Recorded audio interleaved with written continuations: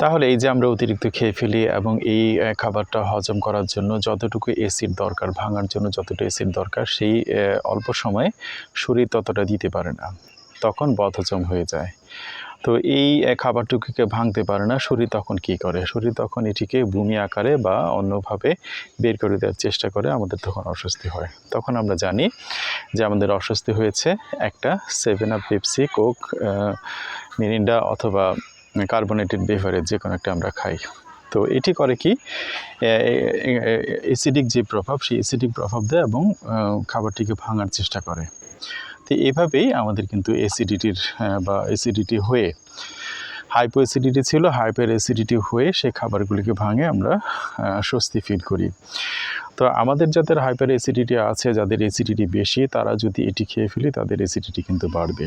তো কারণ ছাড়া এই খাবারটি অথবা এই পানীয়টি আমরা নাই বা গ্রহণ করব। আর কোনো কিছু যদি আমরা বিনা কারণে খাই, সেটি একটা অপচয়, আমাদের শরীরের জন্য কিন্তু ক্ষতি।